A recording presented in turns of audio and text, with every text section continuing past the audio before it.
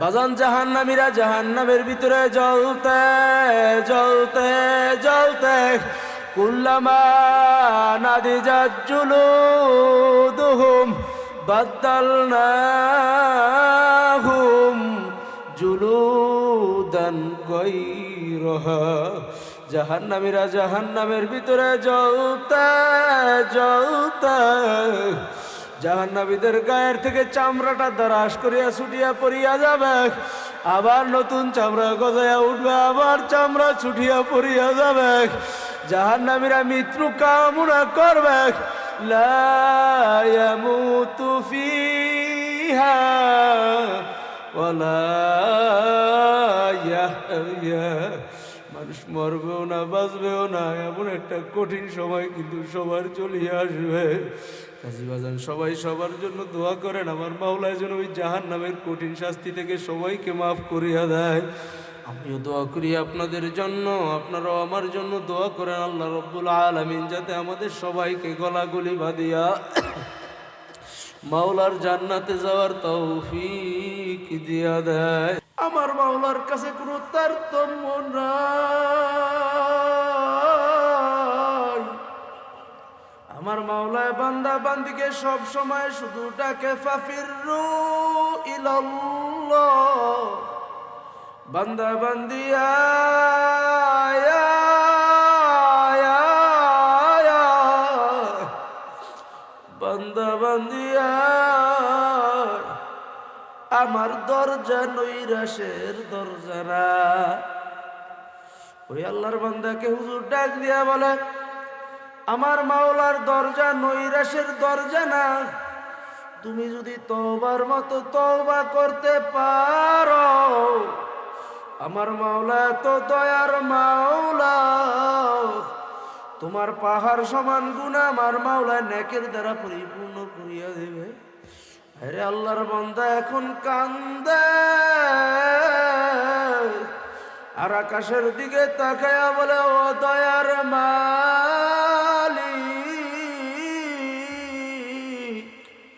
পাহাড় সমান গুনাহ করিয়া বসি, মালিক চিনি নাই রে, পথারা করিয়া দিও ঘোড়া। আল্লাহর বান্দার মাথাটা নিচু হয়ে গেছে, এখন আর মদের দিকে কোনো নজর নাই। গাঞ্জা আর সেবন করে না, বাড়িতে চলিয়ে গেল। প্রতিদিন রাত্রে যখন বাড়িতে যায় মাতাল হয়ে স্ত্রীর উপর আক্রমণ করে, বাড়িতে আক্রমণ করে না, মাথাটা নিচু। স্ত্রী ডাক দিয়া বলে, স্বামী গো তুমি কি অসুস্থ হইয়া গেলা নাকি? কারণ প্রতিদিনের তার চিরাচরিত অভ্যাস হইল বাড়িতে গিয়া কোনো না কোনো কারণে হোক অকারণে হোক স্ত্রীর গায়ে তার হাত দেওয়াই লাগবে। এমন মন মানসিকতা, এমন মারাত্মক হিংস্র চরিত্র নিয়ে চলে। আজকে সম্পূর্ণ বিপরীত। যাওয়ার পরে স্ত্রীর সাথে খুব ভালো ব্যবহার, কথা বলে না, মারা তো দূরের কথা। স্ত্রী ডাক দিয়ে বলে, স্বামী গো কি ব্যাপার, অসুস্থ হয়ে পড়লেন নাকি, কি সমস্যা? কোনো কথা বলে না, মাথাটা নিচু, চোখের ভিতরে টল টল পানি। কিছুক্ষণ পর ভিতর থেকে বুক চিরা আর তোনাদের মতো আহ প্রিয় শব্দ বাইর হয়। আর ডাক দিয়ে বলে, স্ত্রী পাউটু দুইটা জড়াইয়া দইরা বলে, ও আমার স্ত্রী, আমি তোমার সাথে অপরাধ করিয়া ফেলাইছি, আমাকে মাফ করিয়া দাও। তুমি যদি মাফ না করো, হুজুর বলছে বান্দার হক যদি বান্দা মাফ না করে, মাওলায়ও মাফ করে না। তুমি আমাকে মাফ করে দাও, তুমি আমাকে মাফ করে দাও। আরে আমার মালিক, আমি এতদিন মালিক রে চিনি নাই, এখন চিনছি। আমি আমার মালিক রে ছাড়ব না। এইভাবে তওবা করতেছে, মাওলার কাছে মাপ চায়। দিনের পর দিন যায়, সময় যায়, হঠাৎ গায়েব থেকে আওয়াজ চলে আসলো, তোমার কোনো ক্ষমা নাই। এ ভাই, মাইকে কিন্তু সামনে কোন কোন একটা শব্দ আমার কানে আসে, এই কোন কোন শব্দটা একটু বন্ধ করেন। আমি আগেই বলছি বক্সের বাড়িটা ঠিক আছে, আর মাইকের আওয়াজ কমান। প্রয়োজনে যেগুলো মাইক দেখেন কোথাও আওয়াজ বাড়াই রাখছেন কিনা।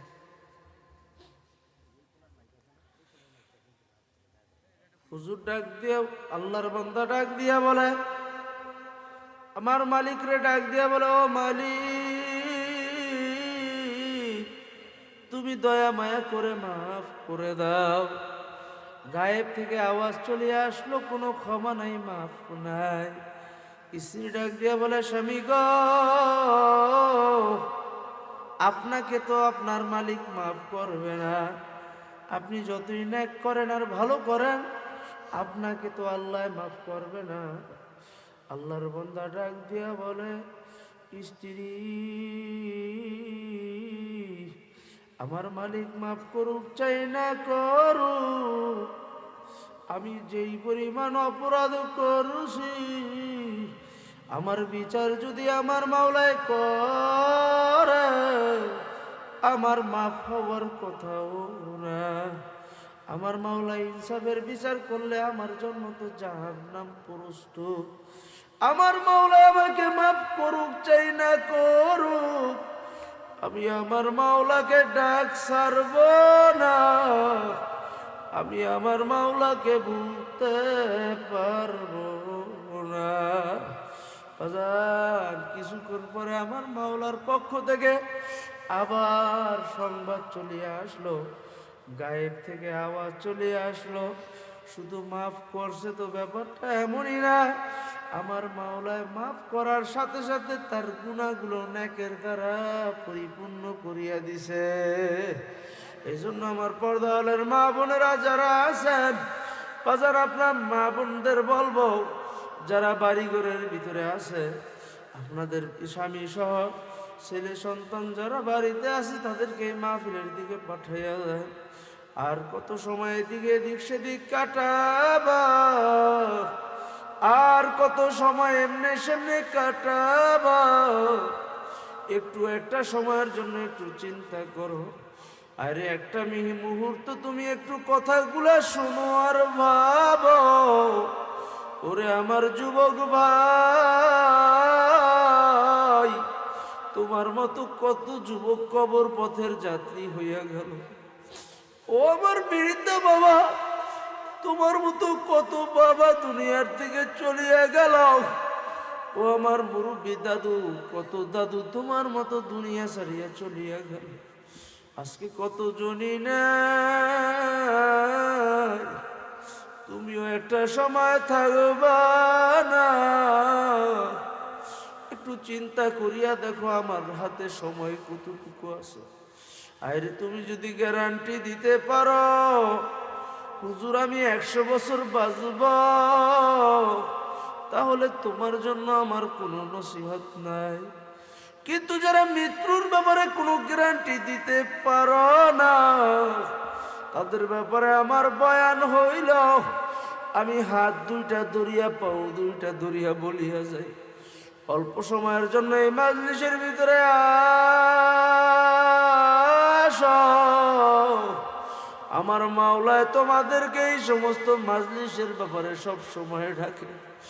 আমার মাওলার পথে তোমাকে আমাকে আমার মাওলায় সব সময় ডাকে।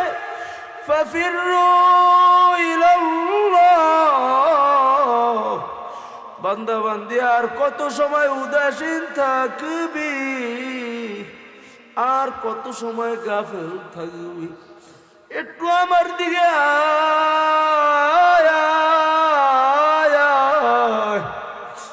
আর উদাসীন থাকিস না।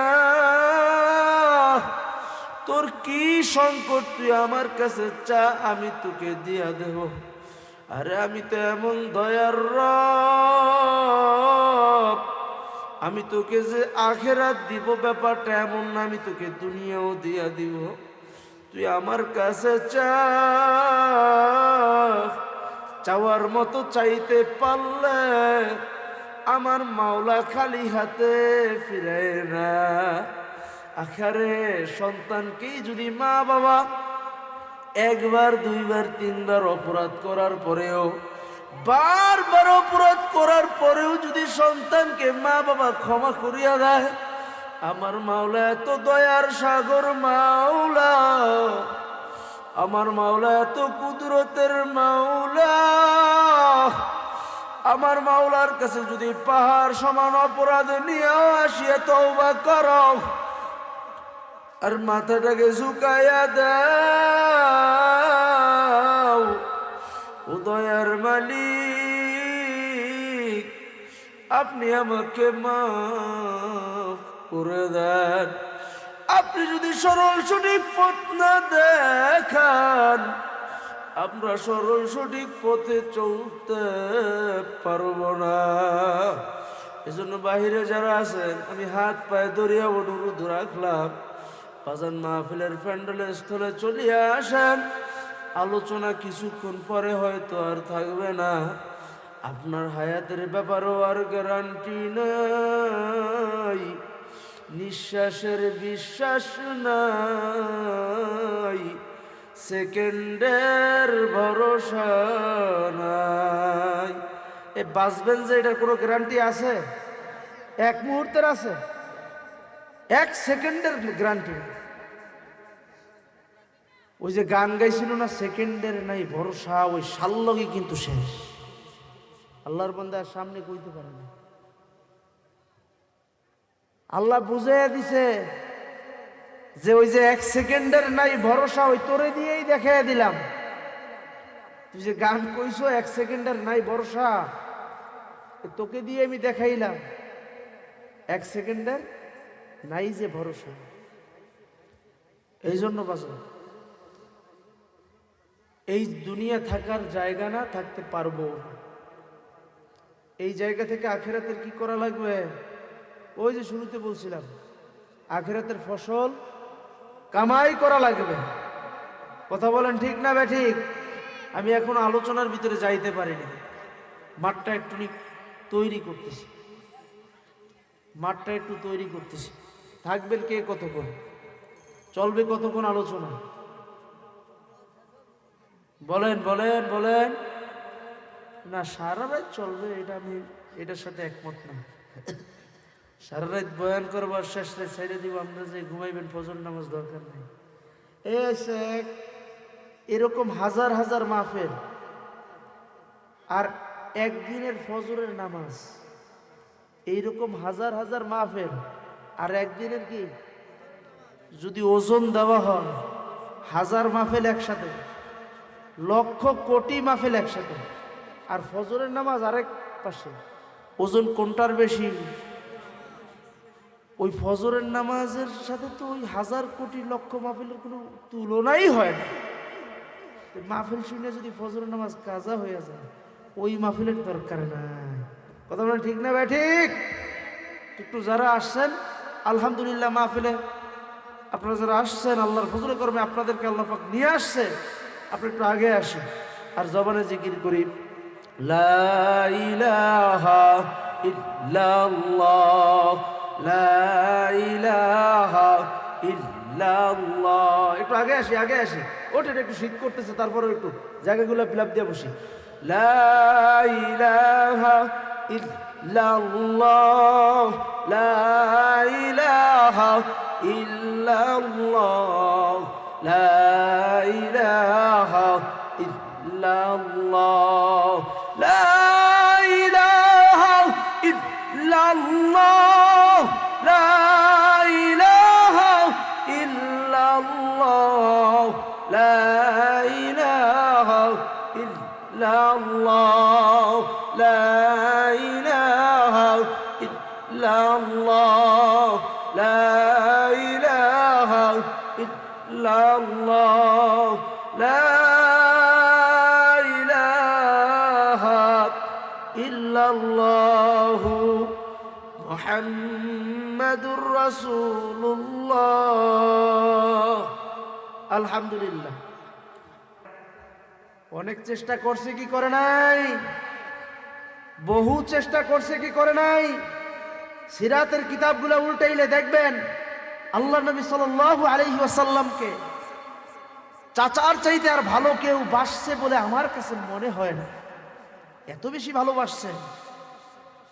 চাচার মৃত্যুর পূর্ব মুহূর্তে চাচার কানে কানে আসিয়া বলতেছেন, চাচা যান, আপনি তো মুহাম্মদুর রাসূলুল্লাহ, আমি আল্লাহর রসুল।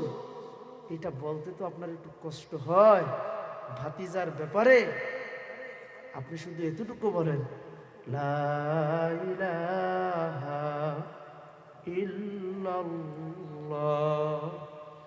আল্লাহ বাদে কোনো মাবুদ নাই। চাচা আপনি শুধু এতটুকু বলেন, আমি মাওলার কাছে বাকিটা বুঝব। ও চাচা গো, আপনি শুধু এতটুকু বলে।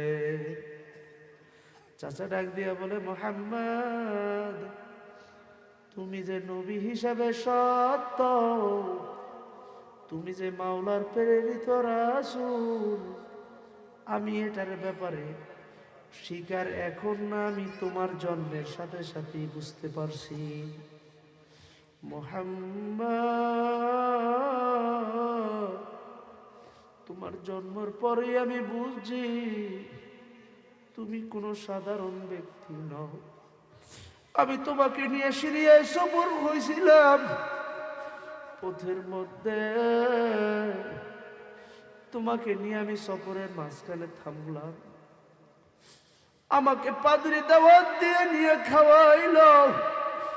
আমি চাচার জন্য না,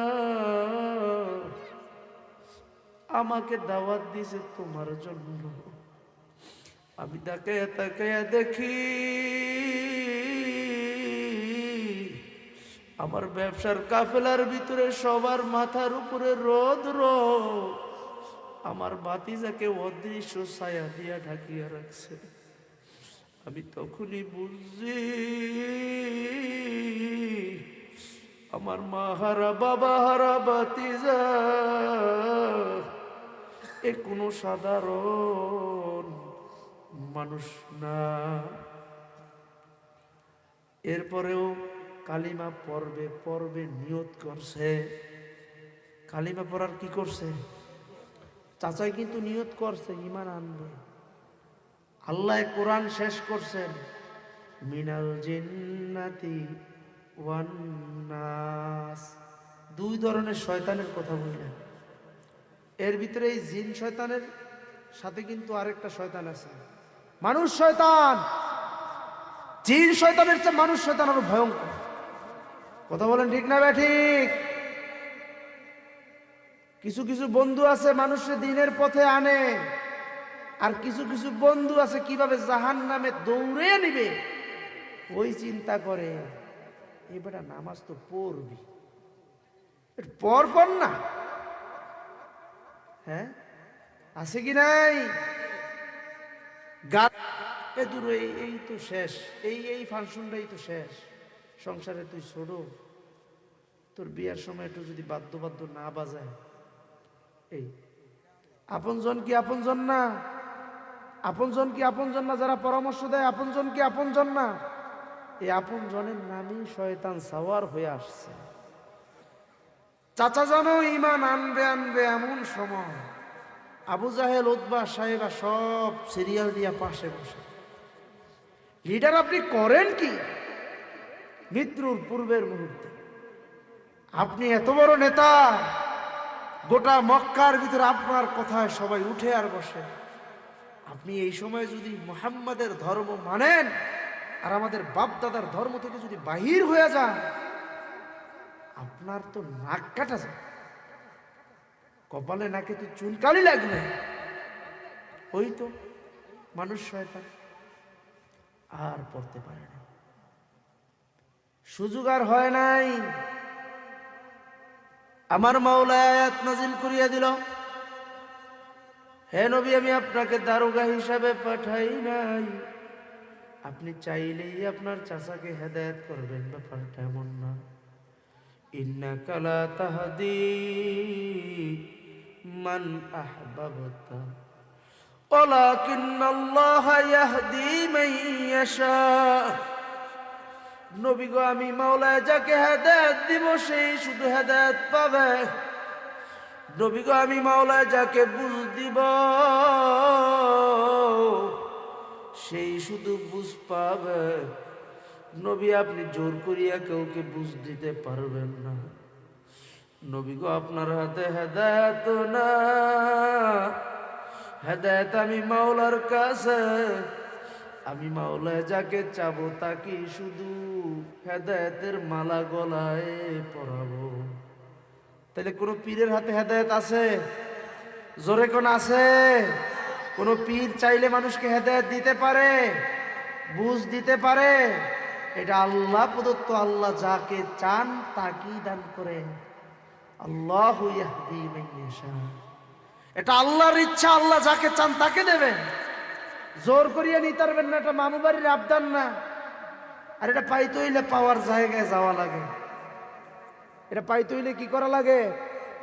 পাওয়ার জায়গায় যাওয়া লাগে, তাছাড়া যাওয়া পাওয়া যায় না। যে বোঝে সে খুঁজে, যে চিনে সে কিনে।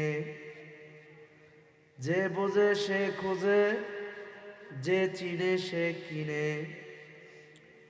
বাদশা বাহালুল, পাগলা বাহালুল রাব বসিয়া বসিয়া পথের ভিতরে আঙ্গুল দিয়ে আঁকাঝোঁকা করে, আর হারুনুর রশিদ পাশ দিয়া যাইতেছে। জিজ্ঞেস করে, বাহালুল তুমি কি করতেছ?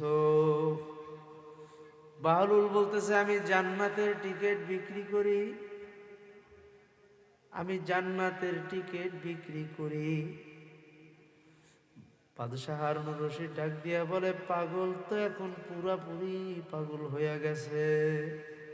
জান্নাতের আবার টিকিট বিক্রি করা যায় নাকি? আমি জান্নাতের ভিতরে ঘর, ঘরের টিকিট বিক্রি করি। চাইলে তুমি এক মোহরের এক দিরহামের বিনিময়ে তুমি একটা ঘর ক্রয় করতে পারো।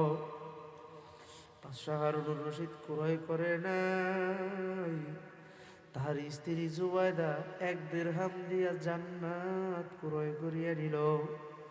কারণ বিশ্বাস করিয়া ফলাইছে, বিশ্বাস অনুযায়ী ক্রয় করিয়া ফলাইছে।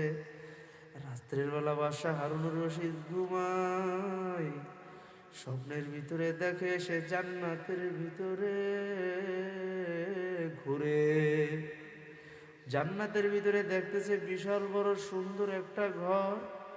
ঘরের সামনে তার স্ত্রী জুবাইদার নাম লেখা। বারবার ঢোকার জন্য চেষ্টা করে, ফেরেশতারা তাকে কোনোভাবেই ঢুকতে দেয় না, ঢোকার কোনো অনুমতি নাই। সকালবেলা যখন ঘুম ভাঙ্গিয়া গেল, জিজ্ঞেস করতেছে, জুবাইদা ব্যাপার কি? গতকালকে রাত্রে তো স্বপ্নের ভিতরে দেখলাম তোমার নামে জান্নাতের মধ্যে ঘর। জুবাইদা ব্যাপার কি? তোমার নামে জান্নাতের ভিতরে এত সুন্দর ঘর দেখলাম, যা আমি দুনিয়ার ভিতরে কোথাও দেখি নাই, যা আমি কল্পনাও করতে পারি না। জুবাইদা বলে, বাদশাহ ও স্বামী গো, ওই যে গতকালকে এক দিরহামের বিনিময়ে পাগলার থেকে কিনলাম। কই বলো কি, আসলে কি পাগলার দিরহামের, পাগলার কাছে এক দিরহামের মাধ্যমে জান্নাতের ঘর কিনা হইল কিনা, হইল নাকি? কয় আমার তো বিশ্বাস, পাগল বাহলুল তার কাছ থেকে আপনি ঘর কিনছেন। বাদশাহ হারুনুর রশিদ পরবর্তী দিন সকালবেলা আবার ওই বাহলুল পাগলকে খোঁজার জন্য বাহির হইয়া গেল। খুঁজতে খুঁজতে দেখে বাহলুল পাগলা ওই জায়গায় বসিয়া বসিয়া জান্নাতের ঘর বিক্রি করে। যাইয়া বলে বাহলুল তুমি কি বিক্রি করো? বাহলুল বলে আমি জান্নাতে ঘর বিক্রি করি। দাও আমাকে একটা ঘর বিক্রির টিকিট দিয়ে দাও। কয় দাম কিন্তু আজকে একটু বাড়িয়ে গেছে। কয় কত? কয় আজকে যদি নিতে হয় আপনার অর্ধেক রাজত্ব ছাড়িয়ে দেওয়া লাগবে। শর্ত কি করছে কি করে নাই? গতকালকের 1 দিরহামের জান্নাতের ঘর আজকে দাম হয়ে গেছে আপনার বাগদাদ শহরের অর্ধেক দিয়ে দেওয়া লাগবে। কয় না তুমি এখন আসলেই পুরাপুরি পাগল হয়ে গেছো। বাহলুল পাগলা ডাক দিয়ে কয় বাদশাহ গুজাশতা জমানা ফেরাতা নেহি, জমানা বয়ক হাল রাতা নেহি। বাদশাহ রে যেই সময় একবার চলিয়া যায় ওই সময় আর ফিরিয়া আসে না। এই জন্য বাজান যেই সময় একবার অতিবাহিত হইয়া যায় ওই সময় আর কি ফিরিয়া আসে? হাজারো চেষ্টা করিয়া ফিরিয়া নিয়ে আসা সম্ভব না, কোনোভাবেই কোনো মতেই সম্ভব না।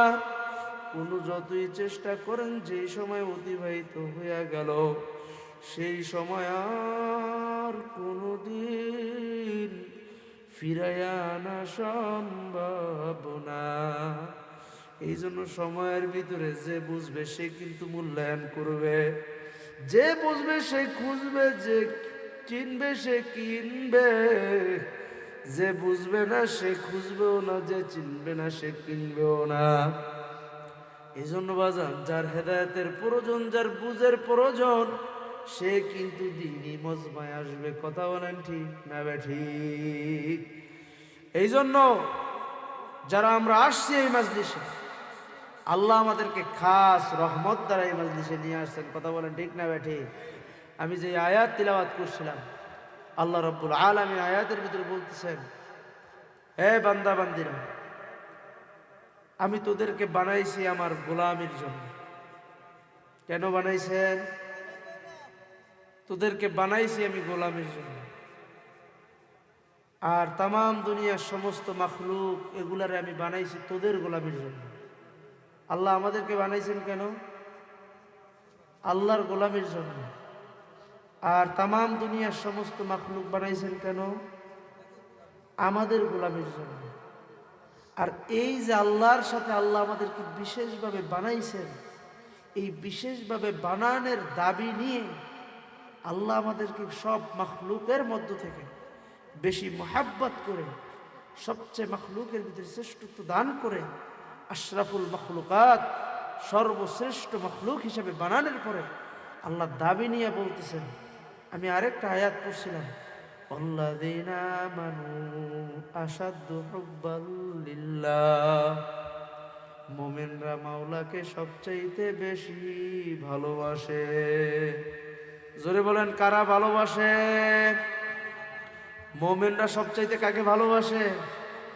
সবচাইতে আল্লাহকে ভালোবাসে।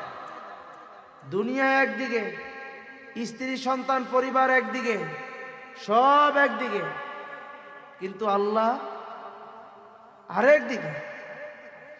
আল্লাহর হুকুমের সাথে সন্তানের সংঘর্ষ লাগিয়া গেল, আল্লাহর হুকুমের সাথে স্ত্রীর সংঘর্ষ লাগিয়া গেল, আল্লাহর হুকুমের সাথে ব্যবসার সংঘর্ষ, আল্লাহর হুকুমের সাথে দলের সংঘর্ষ লাগিয়ে গেছে। আল্লাহ বলছে একভাবে চলার জন্য, দলের নেতা নেত্রী হুকুম দিছে আরেকভাবে চলার জন্য। আল্লাহ বলছেন একদিকে স্ত্রীর দাবি আল্লাহর হুকুমের বাহিরে, আল্লাহ বলছেন একদিকে সন্তানের দাবি আল্লাহর হুকুমের বাহিরে। এইভাবে আপনজন যে যেইভাবে মাওলার হুকুমের বিরুদ্ধে যায় সবকিছু ত্যাগ করা লাগবে, আমার মাওলাকে প্রাধান্য দেওয়া লাগবে। যদি প্রাধান্যর মতো প্রাধান্য দেওয়া যায় তারপরেই হবে মুমিন। সবচাইতে আমার মাওলাকে যে ভালোবাসে, এইটার দৃষ্টান্ত চূড়ান্ত উদাহরণ। বাজান, মুখে মুখে বলার নাম ভালোবাসা না। এরকম অনেকে অনেকেই বলে আমি তোমাকে ভালোবাসি, কথা বলেন, বলে কি বলে না? মুখে মুখে অনেকেই বলতে পারে আমি তোমাকে পছন্দ করি, আমি তোমাকে মোহাব্বত করি, কিন্তু বাজান মোহাব্বত ভিতর থেকে, আরে আল্লাহ রে বাবারে, প্রকৃতভাবে মোহাব্বত হইল, দেখবেন সন্তানের জন্য বাবা কাঁদে কি কাঁদে না? কথা বলেন, কাঁদে কি কাঁদে না? সন্তান অসুস্থ হয়ে গেলে বাবার হুঁশ থাকে না, স্ত্রী অসুস্থ হয়ে পড়লে স্বামীর হুঁশ থাকে না, স্বামী অস্থির হয়ে যায়। এই যে মোহাব্বত আমার মাওলায় দান করলো, আমার মাওলায় মোহাব্বত নামক বস্তু বানায়া 99 ভাগ আমার মাওলায় নিজের কাছে রাখলো, আর 1 ভাগ সবার কাছে দিল, সমস্ত মাখলুকের ভিতরে ছড়িয়ে ছিটিয়ে দিল। ওই 1 ভাগের মোহাব্বত আমার মাওলা 1 ভাগের মোহাব্বত ছড়িয়ে ছিটিয়ে দেওয়ার মাধ্যমে আমার মাওলায় 99 ভাগ মোহাব্বত নিজের কাছে রাখিয়া আমার মাওলায় বলে, বান্দা বান্দি সবচাইতে আমি মাওলাকে বেশি ভালোবাসে। আর আমার মাওলায় ডাক দিয়া বলে, বান্দা বান্দি আমার জন্য যদি 1 বিঘত আগায়, আমি বান্দা বান্দির জন্য 10 বিঘত আগায় আসি। আমার মাওলায় ডাক দিয়া বলে, রে বান্দা বান্দি আমি তোরে যে কি মোহাব্বত করি, কিভাবে বললে তুই বুঝবি? তোর এত সংকট, এত ব্যর্থতা, এত তুই ছোট, তুই এত দুর্বল, আমি মাওলায় সবল, আমি মাওলা তোকে সব দিক থেকে সহযোগিতা করলাম, আমি মাওলার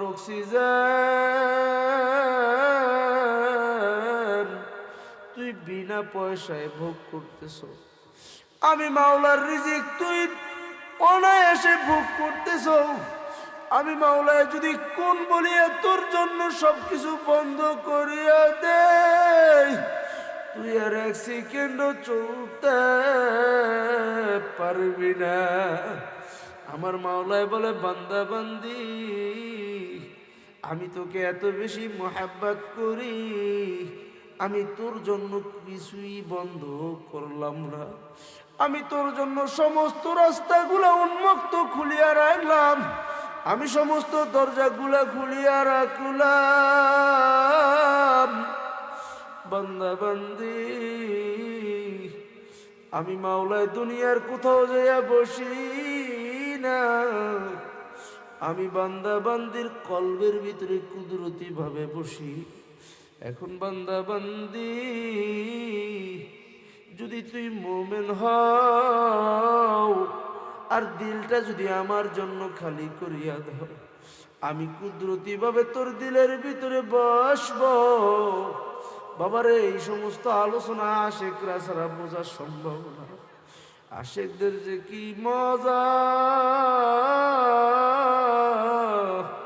আর প্রেমের যে কি জ্বালা, আশেক ছাড়া বুঝানো সম্ভব না। এই জন্য বাজান, আমার মাওলার মোহাব্বত একটু ভিতরে ঢুকান, দুনিয়ার সমস্ত মোহাব্বত ফালায়া দেন। আর এই মোহাব্বত তৈরি করার জন্য ঈমানকে মজবুত করা লাগবে। ঈমান যদি মজবুত না হয়, আমার মাওলার মোহাব্বত তৈরি কিন্তু হবে না। আর মাওলার মোহাব্বত যদি না হয়, ইবাদত করা সম্ভব না। একটার সাথে আরেকটার সম্পর্ক। এই জন্য সর্বপ্রথম ঈমান মজবুত করা লাগবে। জোরে বলেন কি? কি জোরে বলেন, জোরে বলেন, কি মজবুত করা লাগবে? ঈমান মজবুত করা লাগবে। আমার মাওলায় সমস্ত মানুষরে বলে না, আমার মাওলায় খাস করিয়া মুমিনদেরকে বলছে, মুমিন বান্দা বান্দি আমি মাওলাকে সবচাইতে বেশি ভালোবাসে। মুমিন বান্দা বান্দির উপরে বলছে, কারণ মুমিন কারা? যারা নাকি ইমানদার। চলে বলেন কারা? ইমানদার কারা? যারা নাকি বিশ্বাসী। জোরে বলেন ইমানদার কারা? যারা নাকি বিশ্বাসী, যারা আমার মাওলাকে না দেখিয়া বিশ্বাস করছে। আখরে আসমান আমার মাওলার, জমিন মাওলার, গাছপালা তরুলতা সব কিছু আমার মাওলার, দেখিয়া না দেখিয়া আমার মাওলাকে বিশ্বাস করিয়া ফলাইছে। আমার মাওলার উপরে বিশ্বাস আনছে, আনার মতো আনছে। মুখের কথা বলার জন্য বিশ্বাস না। অনেকে তো মুখে মুখে বলে আমি আপনারে বিশ্বাস করছি, কথা বলেন আমার আছে না নাই? বলছে ভাই কথা সব ঠিক আছে, আবার যায়া তার সাথে ওয়াদা দিছে যে ভাই ঠিক আছে বিশ্বাস রাখতে পারেন, আমি আপনার কথাটা ওয়াদাটা ঠিক রাখবো, আমি কাউকে বলবো না। আরেকজন যাইয়া বলে এই খবরদার অমুকে কিন্তু এটা বলছে, কাউরে বলিস না, আমারে বলতে না বলছে। আছে না নাই? বিশ্বাসটা ঠিক রাখলো কি রাখলো না? রাখছে। আল্লাহর বান্দা বান্দি আল্লাহর ব্যাপারে যদি আপনাদের এইরকম, আমাদের এইরকম যদি চিন্তা ভাবনা হয়, বিশ্বাসের ভিতরে যদি দূরত্ব হয়, তাহলে মহাব্বত তৈরি হবে। কথা বলেন। এই বিশ্বাস না হইলে মহাব্বত, বিশ্বাস না হইলে মহাব্বত কোনোদিন, আপনার স্ত্রীর আপনি বিশ্বাসই করেন না, মহাব্বত কোনোদিন হবে? কোনোদিন হবে না। মাস শেষে চাকরি আপনার করেন ঠিক, বেতন পাবেন না, ওই চাকরির উপরে কোনো মহাব্বত আন্তরিকতা আসবে? যদি আল্লাহর উপর বিশ্বাস না আসে, ঈমান যদি মজবুত না হয়, তাবলীগালারা আসে না? এই মসজিদে আসে তাবলীগালারা? আসে না? আইসা দেখবেন তারা একটা কথা বলে, বাকি নামাজ বাদ সবাই বসবেন, ঈমান নেকি সম্পর্কে আলোচনা হবে। কি সম্পর্কে? কারণ কি? কারণ বাজান ঈমান যদি ঠিক না হয়, বিশ্বাসের নামক যে একটা জিনিস আছে, আমাদের ঈমান নামক যে থলের ছিদ্র, ওইটা যদি ঠিক না হয়, তাহলে কোনোদিন আমাদের ভিতরে ইয়াকিন, আল্লাহর মহাব্বত, আমলের গুরুত্ব, ইবাদত কোনোদিন সম্ভব হবে না। এই জন্য তারা সর্বপ্রথম ঈমান ঠিক করার চেষ্টা করতেছে। তার মানে থলের তলা ঠিক করার কাজ করতেছে। বুঝছেন? থলের তলা ঠিক করা মানে সারা রাত্র মাছ ধরলেন, তলা ছিদ্র। আচ্ছা ওই মাছ থাকবে? জোরে কোন মাছ থাকবে? জোরে বলেন। থাকবে না। সারাদিন মাথা ঠুকাইলেন, সেজদা দিলেন, ইবাদত করলেন, কিন্তু ঈমান নেই, বিশ্বাস নাই, বলেন ওই আমল থাকবে? ইবাদত থাকবে? এই জন্য বাজারে ঈমান ঠিক করা লাগবে, বিশ্বাসটা ঠিক করা লাগবে। কথা বলেন ঠিক না ঠিক? আর যেই আল্লাহর বান্দা বান্দি ঈমান পরিপূর্ণভাবে ঠিক করতে পারবে, তার ভিতরে দেখবেন অটোমেটিক মুহাব্বত তৈরি হয়ে যায়। স্ত্রীর প্রতি যে আল্লাহর বান্দা বান্দি মুহাব্বত করে, ওই স্ত্রীর প্রতি আগে বিশ্বাস তৈরি হয়। বিশ্বাস তৈরি যে স্ত্রী ভালো করতে পারবে, তার স্বামী তাকে কিন্তু তত বেশি ভালোবাসবে। আখারে আমার মাওলার প্রতি যার অগাধ বিশ্বাস তৈরি হবে, যার ঈমান যত মজবুত হবে, তার ভিতরে আমার মাওলার মুহাব্বত তত বেশি তৈরি হবে।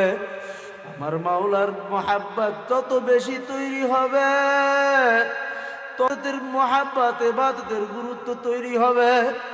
এই জন্য আমার বাজানদেরকে বলবো, পর্দার আড়ালের মা বোনদেরকে বলবো, বাজান ঈমানকে মজবুত করা লাগবে। ঈমান মজবুতের মাধ্যমে, ঈমান মজবুতের মাধ্যমে, ঈমান মানে কি? বিশ্বাস। ঈমান মানে কি? এই বিশ্বাস মজবুত করার মাধ্যমে মুহাব্বত তৈরি করা লাগবে। বাজান যদি ভিতরে মুহাব্বত না হয়, ইবাদতে কোনোদিন মজা আসবে না। বাজান জজের সামনে দাঁড়াইয়া দেখবেন অন্ধ ব্যক্তি খুব নতজানু হইয়া দাঁড়ায়। যদি অন্ধ ব্যক্তিকে বলে ভাই অন্ধ, তুমি কেন এইভাবে নতজানু হইয়া দাঁড়াইলা? অন্ধ ব্যক্তি ডাক দিয়া বলে, ভাই আমি হয়তো দেখি না জজকে, কিন্তু জজ তো আমাকে দেখে। ঠিক যখন বিশ্বাস পরিপূর্ণভাবে হইয়া যাবে, তখন ইহসান ভিতরে পয়দা হইয়া যাবে, তখন ইহসান পয়দা হইয়া যাবে, তখন দেখবেন এমন একটা অবস্থান তৈরি হবে, আমি যদিও না মাওলারে দেখি না, আমার মাওলায় তো আমাকে দেখে। আমি নামাজের ভিতরে দাঁড়াইলাম, তখন ওই মোহাব্বত, বিশ্বাসের কারণে ওই মোহাব্বত তৈরি হবে, আর ওই মোহাব্বত তৈরির মাধ্যমে আমার ভিতরে এই চিন্তা ইহসান পয়দা হইয়া যাবে। আমি নামাজ পড়ি, আমি আমার মাওলাকে দেখি না, কিন্তু আমার মাওলায় তো আমাকে দেখে। আলী রাদিয়াল্লাহু তাআলা আনহু যখন নামাজে দাঁড়াইতেন, যখন পড়তেন আলহামদুলিল্লাহ রাব্বিল আলামিন, তিনি বলেন, আমি যখন মাওলার নামাজে দাঁড়াইয়া যাই, যখন আমি আলহামদুলিল্লাহ রাব্বিল আলামিন বলি, আমার মাওলায় উত্তর না দেওয়া পর্যন্ত আমি সামনে বায়াত করি না। আরে কি মোহাব্বত তৈরি করলো! ঠিক আপনি আমিও যদি মোহাব্বত তৈরি করতে পারি, আর দেখবেন এই বুঝ যখন পয়দা হইয়া যাবে যে আমি আমার মাওলাকে দেখি না, আমার মাওলায় তো আমাকে দেখে। এই জন্য বাজানদেরকে বলবো, দিলের ভিতর থেকে দুনিয়ার মোহাব্বতটা আস্তে আস্তে কমায়া দেন। বাজান এই দুনিয়া কিচ্ছু না, এই দুনিয়া কিচ্ছু না, কিচ্ছু না, দেখতে না দেখতে শেষ হইয়া যাবে। এই তো চোখের পলকের মাধ্যমে শেষ, এরপরে দেখবেন সব কিছু ফাঁকা। সন্তানও আর আপন না, স্ত্রীও আর আপন না। অল্প কিছু সময়ের জন্য এমন একটা চিন্তা করেন আর নিজেকে নিজে বুঝাইতে থাকেন, এখন তো আমার কেউ নাই, আমার মাওলা ছাড়া আর আমার আপন কেউ নাই। একটু চিন্তা করিয়া দেখেন, এই মুহূর্তে যদি আপনার মৃত্যু হয়ে যায়, আপনার সন্তান, স্ত্রী, পরিবার, আপনজন সবাই অল্প সময়ের জন্য কানবে। কেউ আপনাকে চিরতরে বিদায় দিয়া দেওয়ার জন্য বাজারে চলিয়া যাবে কাফন ক্রয় করার জন্য, কেউ চলিয়া যাবে খন্তা কুড়াল নিয়ে বাঁশঝাড়ে বাঁশ কাটার জন্য, কেউ কবর করতে থাকবে, কেউ গরম পানি করতে থাকবে, চিরতরে বিদায় দিয়া দিবে। আপনাকে এখন কবরের ভিতরে যখন রাখিয়া একে একে চলিয়া আসবে, ডাইনে তাকাইয়া দেখবেন মাটি,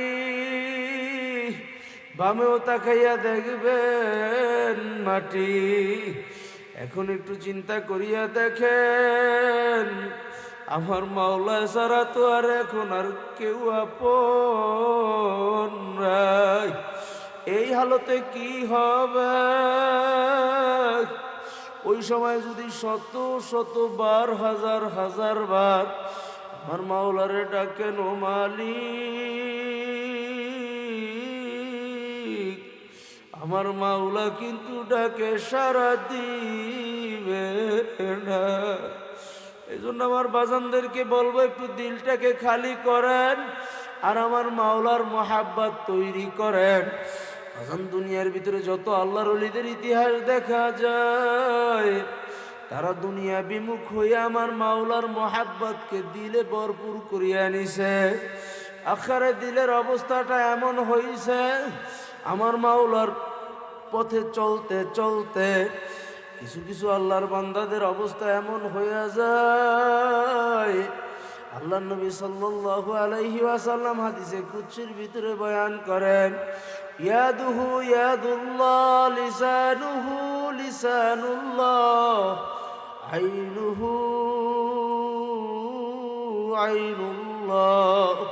আল্লাহর বান্দা বান্দি আমার মাওলার পথে চলতে চলতে চলতে আমার মাওলার মহাব্বত এমন ভাবে তৈরি হয়, এরা যুগ আমার নিজের হাতের দিকে তাকায়, দেখে আমার মাওলার কুদরতি হাত। এরা চোখ দিয়া তাকায়, মনে হয় আমার মাওলার কুদরতি চক্ষু। এরা গাছের দিকে তাকায়, দেখে মনে হয় আমার মাওলার কুদরতি গাছ।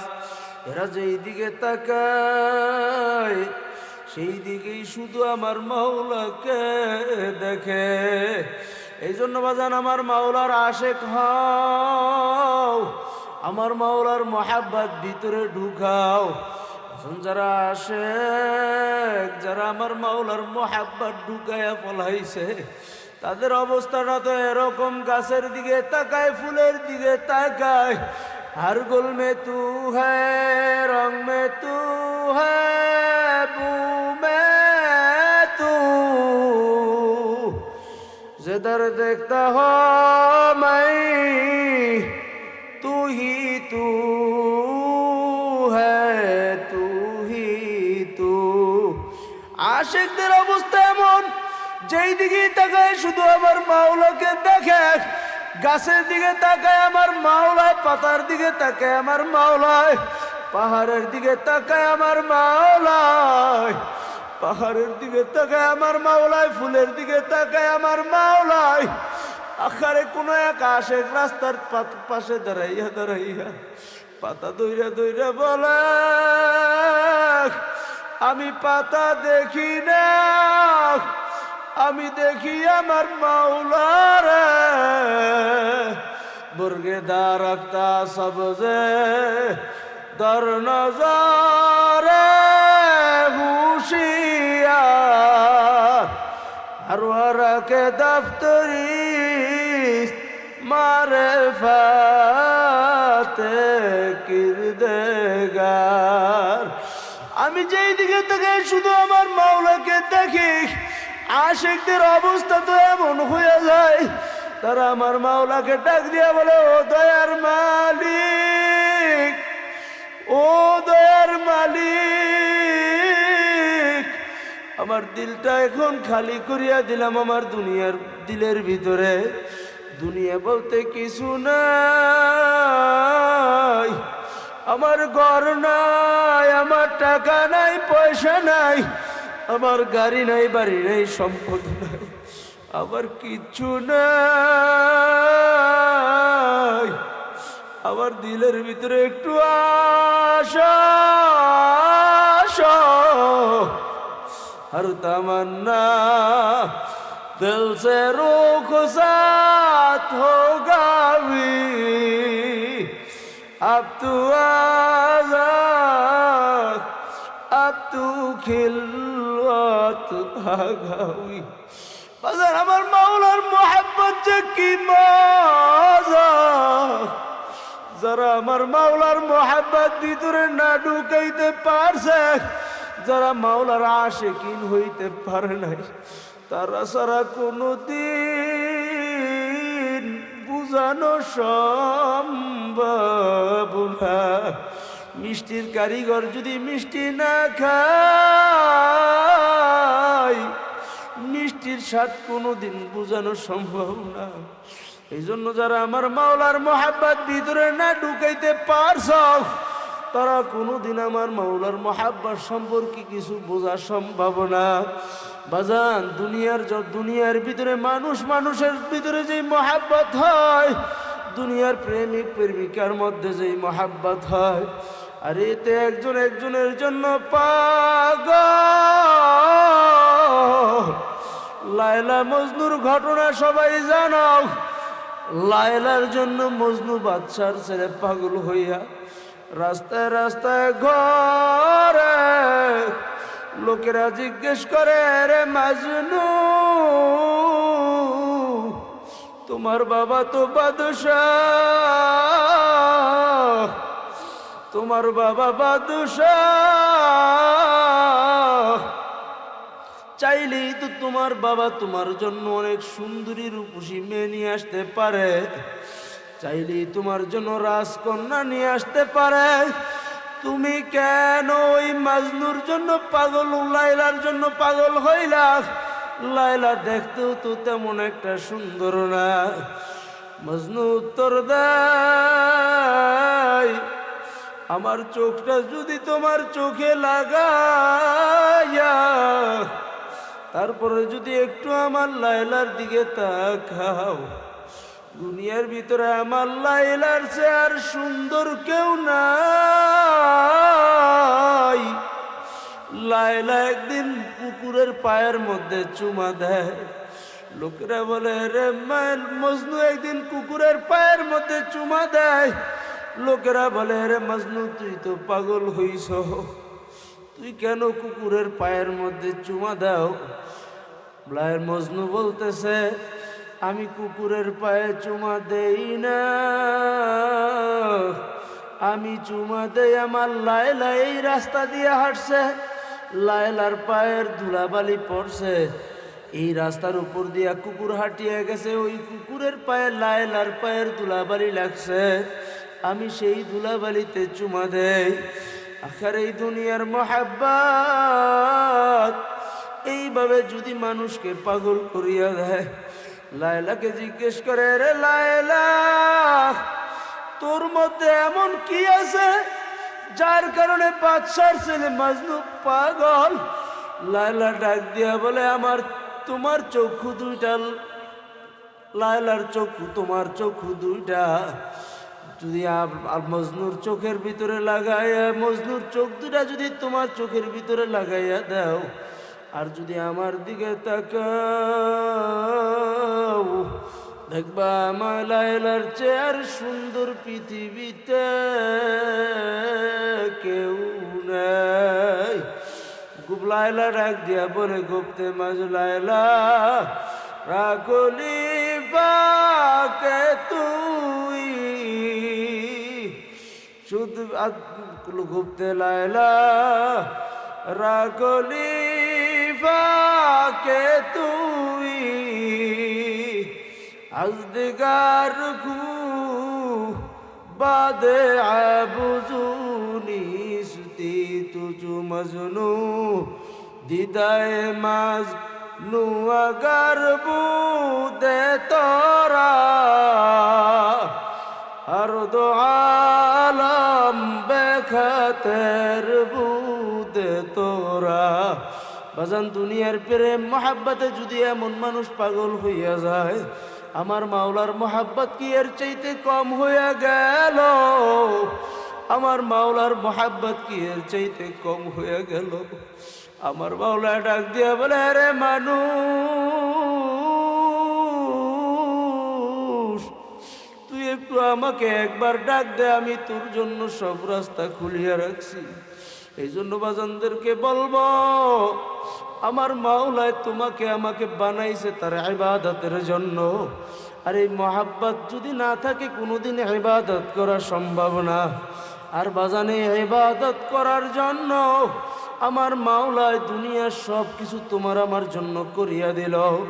আমার মাওলায় বলতেছেন, রে বান্দা বান্দি, তাম দুনিয়ার সমস্ত মাখলুক তোর গোলাম বানায়া দিছি। অখুলিকা লাকুম মা ফিল আরদি জামিআ, তাম দুনিয়ার সমস্ত মাখলুক তোর গোলামি করবে। আর মানুষ তুই শুনিয়া রাখ,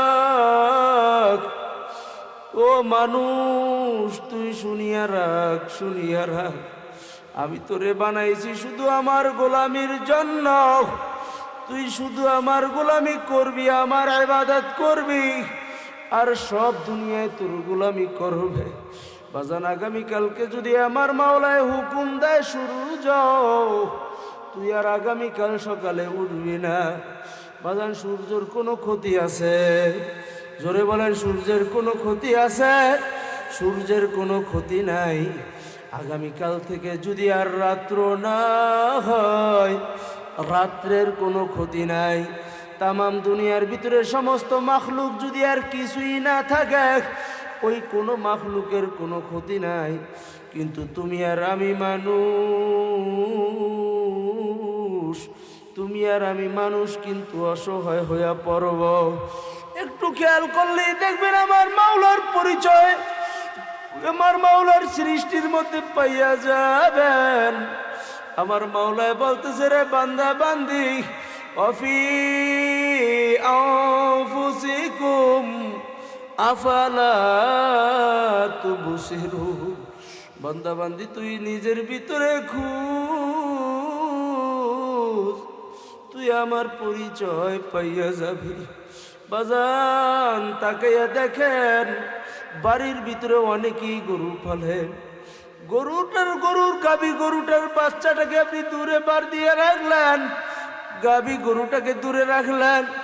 সারা রাত্র গাভী গরুটার উলানটা ফুলিয়া রইছে, বাচ্চাটা দুধ খাবে। ওইদিকে বাচ্চা গরুটা হাম্বা হাম্বা করিয়া ডাকে, কেমন যেন ডাক দিয়া বলে, মা আমি দুধ খাবো। পুরো গরুটা ডাক দিয়া বলে, বাবা তোকে বানাইছে, আমাকে বানাইছে বনি আদমের জন্য। বনি আদম খাওয়ার পরে যা থাকবে তা খাইয়ে মাওলার শুকর আদায় করবি। বাজান যখন দেখবেন সকালবেলা গাভী গরুটার দুধ দহন করার পরে যখন বাচ্চা গরুটা সারিয়া দেয়, বাচ্চা গরুটা যাইয়া দেখবেন উলানের ভিতরে দুধ চোষণ মারে। যখন দুধ পায় না, যাইয়া দেখবেন গাভী গরুটার মুখের ভিতরে চাটাচাটি করে। বাবারে হায়াতুল হায়ানের ভিতরে লিখে, ওই বাচ্চা গরুটা বাছুর গরুটা বলে, মা গো, ও মা, তুমি বলছিলা বনি আদম খাওয়ার পরে আমি সকালে দুধ পান করব। ও মা, আমি তো এখনো কিছু খাইতে পারলাম না। মা গো, আমার গলা শুকায়া যায়। গাভী গরুটা ডাক দিয়া বলে, বাচ্চা তোকে আমাকে বানাইছে বনি আদমের জন্য, ধৈর্য ধর, ধৈর্য ধর, ধৈর্য ধর। বাজার সবকিছু আমার মাওলা ডাক দিয়া বলতেছে, বান্দা বান্দি তোর জন্য হালাল করলাম, তুই খা খা। কিন্তু বান্দা বান্দি তোকে যে বানাইলাম, ওমা খলাকতুল জিন্না ওয়াল ইনসা ইল্লা লিয়াবুদুন, তোকে যে বানাইলাম আমার গোলামির জন্য, তুই আমাকে বলিস না। তোর জন্য আমি সব সৃষ্টি করিয়া দিলাম। বাড়ির ভিতরে নতুন মেহমান আসছে, মুরগির গোস্ত নাই, কোনো গোস্তের ব্যবস্থা নাই। নতুন মেহমান আসছে, গোস্ত খাওয়ান লাগে। সাওয়ালা বুড়া মুরগিটাকে ধরিয়া নিয়ে আসলেন। বাজান ওই সাওগুলা চিক চিক করিয়া ডাকে, কেমন যেন ডাক দিয়া বলে, মা গো, আমাদেরকে কার হাতে সারিয়া যাও? আমাদের তো চিলে ধরবে, কাকে ধরবে, কার হাতে দিয়া যাও? ও মা, আমরা তো এতিম হয়ে গেলাম। পুরো মুরগিটা ডাক দিয়া বলে, বাবারা, আমাদেরকে বানাইছে বনি আদমের জন্য, বনি আদম খাক, মাওলার ইবাদত করো, তোমাদের ধৈর্য ধারণ করা লাগবে। আমার মাওলা সেখানেও বলে, বান্দা বান্দি খা খা, আমি তোর জন্য হালাল করছি, তুই খা খা। কিন্তু বান্দা বান্দি, আমি মাওলারে ভুলিস না।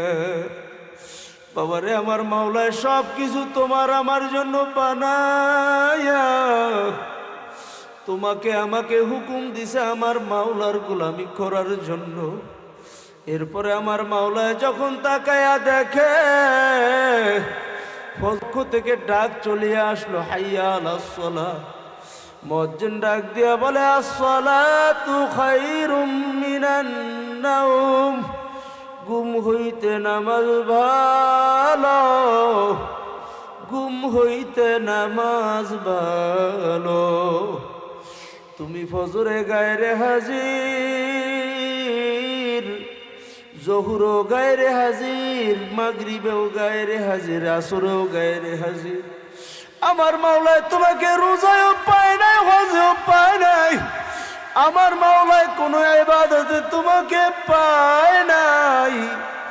এখন তুমি তোমার নিজের বিচার করো। সব তোমার আমার জন্য বানায়া তোমাকে আমাকে আমার মাওলার গোলামির জন্য বানাইলো। এখন কোন গোলামিতে যখন পায় না, এখন আমার মাওলায় তোমাকে আমাকে দিয়া কি করবে? আমার মাওলায় ডাক দিয়া বলে, রে বান্দা বান্দি শুনিয়া রাখ, শুনিয়া রাখ, আমি তোদেরকে একটা কাজে খাটাবো।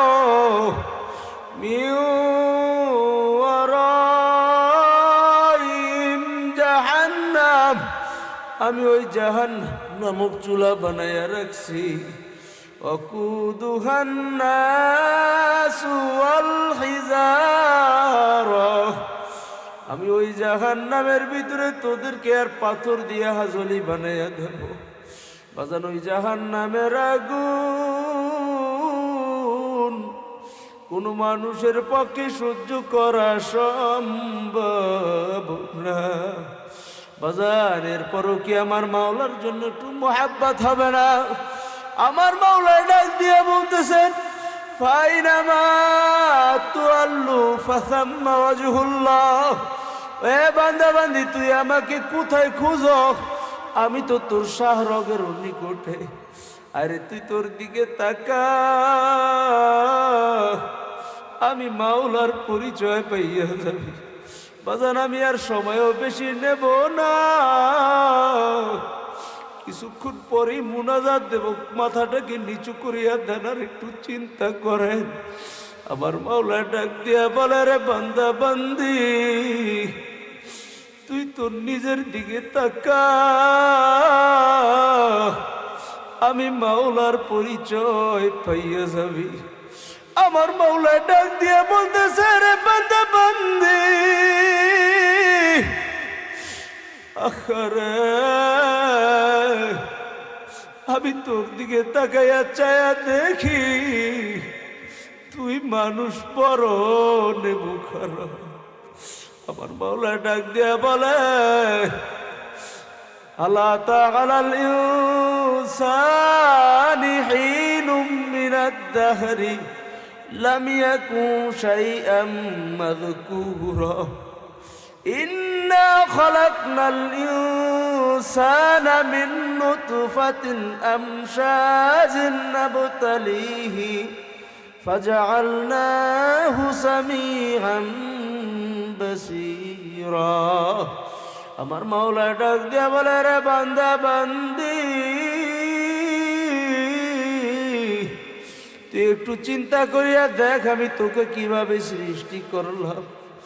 এক ফোঁটা নাপাক পানি দিয়া তোকে বানাইলাম, তাও আবার আমশাজ ভেজাল যুক্ত নাপাক পানি, যা সমাজে উল্লেখ করা যায় না, অনুল্লেখযোগ্য। এমন নাপাক পানি দিয়া তোকে বানায়া তোর মায়ের রেহেমের মধ্যে তোকে আমি ওই নাপাক পানি থেকে রক্ত বানাইলাম। ওই রক্ত থেকে আমি গোশত তৈরি করলাম। আমি ওই গোশতের ভিতরে হাড় লাগায়া ফাকাসাউনাল ইযামা লাহমা, আমি হাড়ে আর গোশত একত্র করিয়া আমি সেখানে খুব সুন্দর একটা আকৃতি দান করলাম। ফি আহসানি তাকওয়িম। আমার মাওলা ডাক দিয়া বলে, রে বান্দা বান্দি, আমি তোর পরে এমন এরপরে তোকে আমি এমন একটা সুন্দর আকৃতি দান করলাম, গোটা দুনিয়ার সমস্ত মাখলুকের মধ্যে সবচাইতে সুন্দর আকৃতি তোকে দিলাম।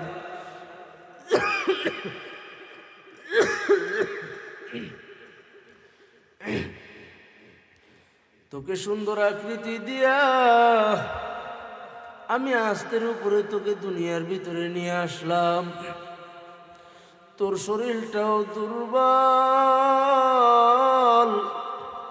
তোর মায়ের শরীরটাও দুর্বল। তুইও লড়তে পারো না, তোর মাও লড়তে পারে না। তোর শরীরটা দুর্বল, তোর মার শরীরটাও দুর্বল। তোর মায়ের হাতটা যদি তোর মুখের উপরে পড়িয়া যায়, তোর বলারও শক্তি নেই মা গো, আমার শরীরটা দুর্বল, আমি শ্বাস ফলাইতে পারি না।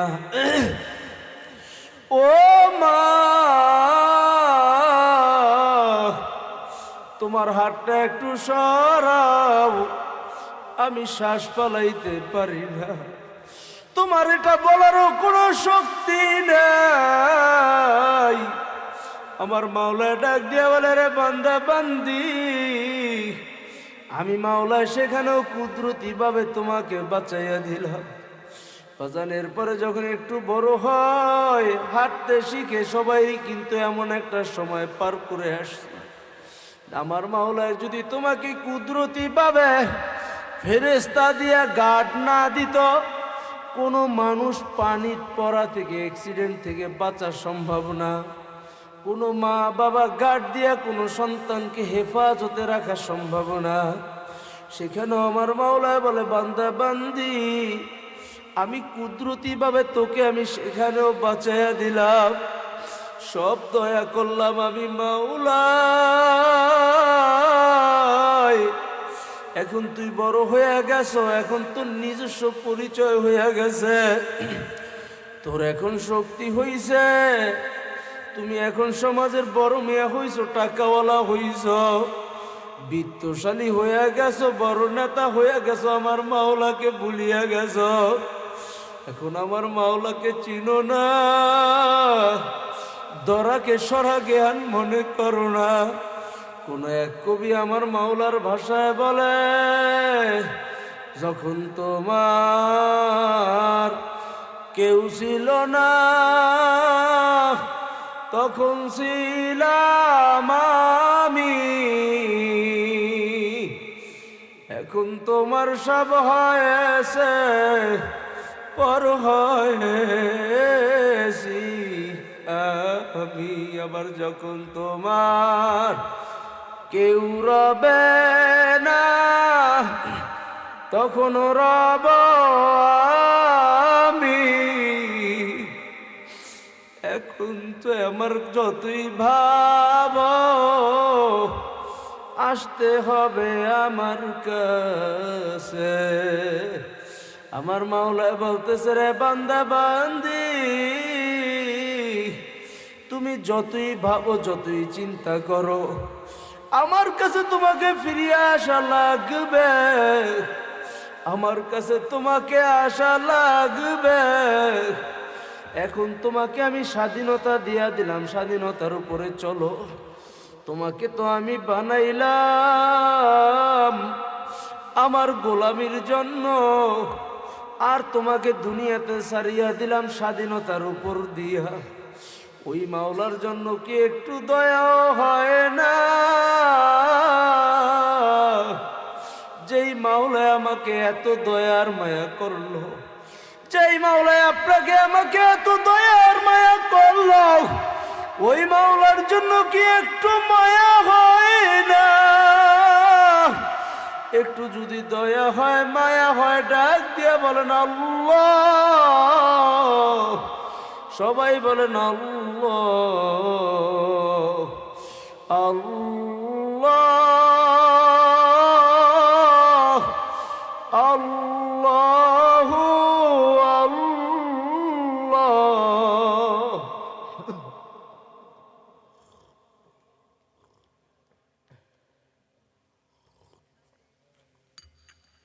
আমার মাওলা ডাক দিয়া বলে, বান্দা বান্দি সব দয়া মায়া আমি তোর উপরে করলাম, এরপরও আমি তোকে আমার কোনো হুকুমে পাইলাম না। বান্দা বান্দি তুই তোর মতো করিয়া চলতে থাক, আমার কোনো হুকুমে পাই বা না পাই আমি কিন্তু হিসাব মিলাবো পরে। আমার বান্দা বান্দিরা তুই তোদেরকে আমার ইবাদতের নির্দেশ দিয়ে আমি তোদেরকে স্বাধীনতার উপর ছাড়িয়া দিলাম, তোরা তোদের মতো করিয়া চলতে থাক। রাস্তা আমি দুইটা দেখাইয়া দিলাম। আর আমহিল হুম রুয়াইদা, তোদেরকে আমি পুরাপুরিভাবে স্বাধীনতা দিয়া দিলাম, ঢিল দিয়া দিলাম, চলতে থাক। আর মনে রাখিস, আমি যে এই ঢিল দিলাম, এই ঢিল দেওয়ার উদ্দেশ্য হইল লিয়াবলুয়াকুম আইয়ুকুম আহসানু আমালা। আমি কিন্তু তোদেরকে পরীক্ষা করব, আমার পরীক্ষা থেকে তোরা কেউ বাঁচতে পারবি না। কিন্তু তোদেরকে আমি স্বাধীনতা দিলাম, আর তোদেরকে আমি এই স্বাধীনতা দিয়া পরীক্ষার জন্য সারিয়া দুইটা রাস্তা দেখাইয়া দিলাম। ফারিকুম ফিল জান্নাতি ওয়া ফারিকুম ফিস সাঈর। ওই দুইটা রাস্তা হলো একটা জান্নাতের আর একটা জাহান্নামের। তুই চাইলে জান্নাতের রাস্তায়ও চলতে পারো, চাইলে জাহান্নামের রাস্তায়ও চলতে পারো, আমি তোকে বাধা দেব না। তুই স্বাধীনভাবে চল চল চল। আমার যখন সময় হবে আমি আপনা আপনি তোকে টানিয়ে নিয়ে আসবো। বাজান, ছাত্র যখন পরীক্ষা দেয়,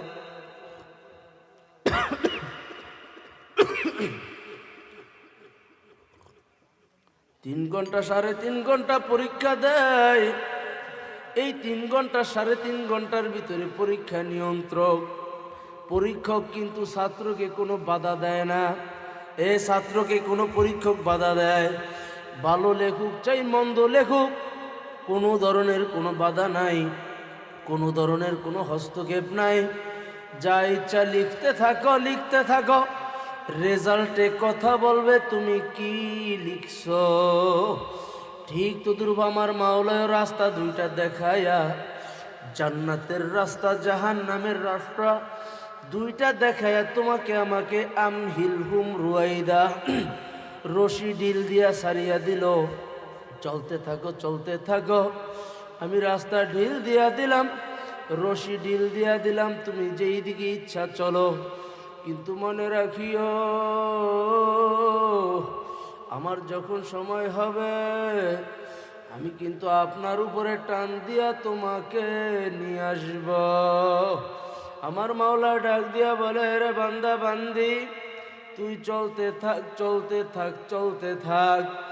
দুনিয়ার ভিতরে দেখবেন বড়শিওয়ালা মাছ ধরে, মাছ খাইয়া, মাছ যখন বড়শি খাইয়া যখন দৌড় দিয়া চলিয়া যায়, বড় মাছকে যখন বড়শিওয়ালার রশি ঢিল দিতে থাকে, মাছ পুকুরের এই দিক থেকে ওই দিকে যায়, ঘুরে আর কেমন যেন মাছ বলে, আমি বড়শি খাইয়া চলিয়া আসছি, আমি স্বাধীনতা পাইয়া গেছি, আমাকে আর ধরতে পারব না। যখন মা এইভাবে পুকুরের ভিতরে ঘুরতে ঘুরতে ঘুরতে যখন শরীরটা ক্লান্ত হয়ে যায়, আপনা আপনি যখন মাছটা পেটটাকে পানির উপরে বাসাইয়া দেয়, আপনির উপরে বড়শিওয়ালা টানিয়া টানিয়া মাছটাকে উপরে নিয়ে আসে।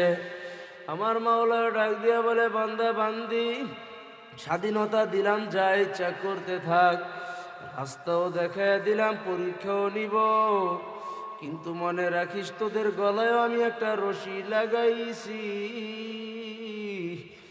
আমার সময় হয়ে গেলে আমি ওই রশি ধরিয়া কিন্তু টান মারব। ওই রশির নাম হইল মৃত্যু। আজরাইলকে আমি ওই বড়শি হাতে ধরাইয়া দিছি। আজরাইল নামক দারোগা তোমার আমার পিছনে ঘুরে।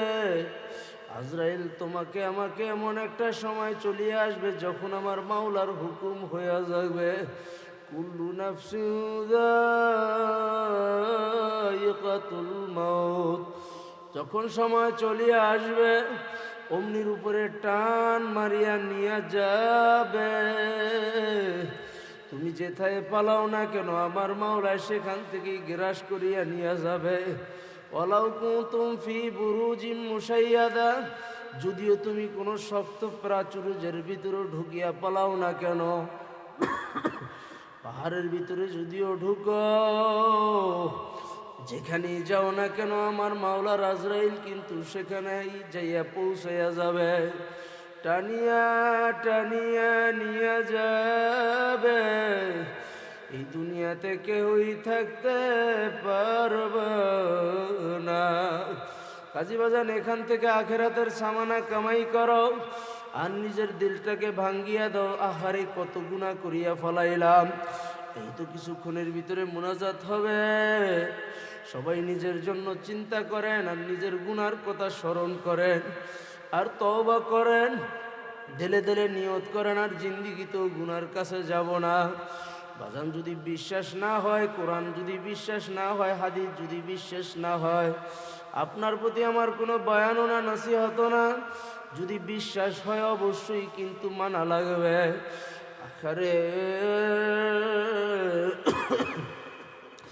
আখারে সবাই একটু চিন্তা ফিকির করিয়া দেখো, জীবনের এতটা বছর ইবাদত করার সময় বেশি না মাওলার নাফরমানি করার সময় বেশি? হায়াতের তো অনেকটা সময় চলিয়া গেল। আখারে এই তো কিছুদিন আগেও দেখলাম মুখের ভিতরে দাড়ি নাই, এখন দাড়ি গজায়া গেল। আবার অনেকের তো দাড়ি কুচকুচে কালা, কে যেন কালো সাদা রং দিয়া দিল, কালোর ভিতরে সাদা রং। এই তো কিছুদিন আগেও 50 কেজি ওজনের বস্তা নিয়ে অনরগল চলতে পারতা। বাবা, একটু খেয়াল করিয়া দেখো, এখন 5 কেজির ওজন নিয়ে হাঁটতে গেলে বুকের ভিতরে দরফর করে, কেমন যেন শক্তি সংকুচিত হয়ে আসতে আছে। আগে 1 মাইল দূর থেকেও দেখতা, এখন এই কাছের লোকটাকেও ভালোভাবে দেখা যায় না, দেখলেও চিনা যায় না।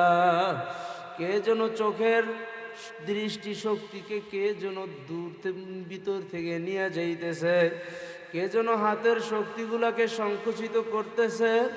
এই একটা সময় মেধা খুব তীক্ষ্ণ ছিল, এখন কেন যেন মেধাটাও খুব সংকুচিত হয়ে আসতেছে। এগুলা কিছু না কিছু না,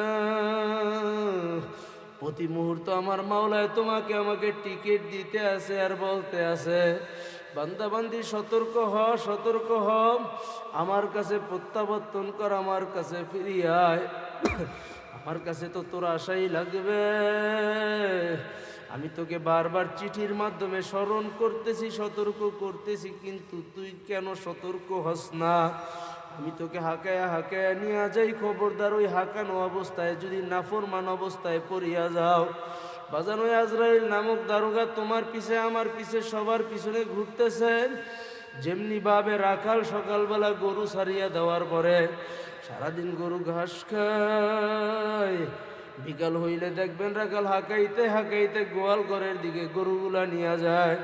ঠিক আপনার আমার পিছনে আজরাইল নামক দারোগা এইভাবে হাঁকাইতে হাঁকাইতে আপনাকে আমাকে নিয়ে যাইতে আছে। খোদা না খাস্তা, খোদা না খাস্তা, হাঁকাইতে হাঁকাইতে নিয়া যদি খোদা না খাস্তা জাহান্নামের মধ্যে ফালায়া দেয়, তোমারই বা কি উপায় হবে? আমারই বা কি উপায় হবে? কাজী বাজান, এই মজলিস থেকে তওবা করেন, গুনাহ ছাড়িয়া দেন, গুনার কথা স্মরণ করিয়ে মাওলার কাছে কান্দেন। আপনার আমার চিন্তাও নাই, তাই চোখে পানিও নাই। সাহাবায়ে কেরাম রিদওয়ানুল্লাহি তাআলা আলাইহিম তাদের দিকে তাকান। আখিরে যারা দুনিয়ার থেকে জান্নাতের সুসংবাদ পাইল, হযরত আবু বকর রাদিয়াল্লাহু তাআলা আনহু জান্নাতের সুসংবাদ দুনিয়ার থেকেই পাইল। কাঁদতে কাঁদতে দুনিয়ার থেকে বিদায় হয়ে গেল। খড়কুটা উঠে বলতেছে, রে খড়কুটা, তুই কেন খড়কুটা হইলি, আমি কেন আবু বকর হইলাম না? এইভাবে যখন নিজেকে নিজে ছোট মনে করিয়া কান্ত, ওমর ইবনুল খাত্তাব নিজেকে নিজে আক্ষেপ করত আর কান্ত। কাঁদতে কাঁদতে চোখের নিচে কালো দাগ পড়িয়া গেল। এইভাবে কাঁদতে কাঁদতে সবাই দুনিয়ার থেকে চলিয়া গেল, অথচ তারা জান্নাতের সুসংবাদ পাইল।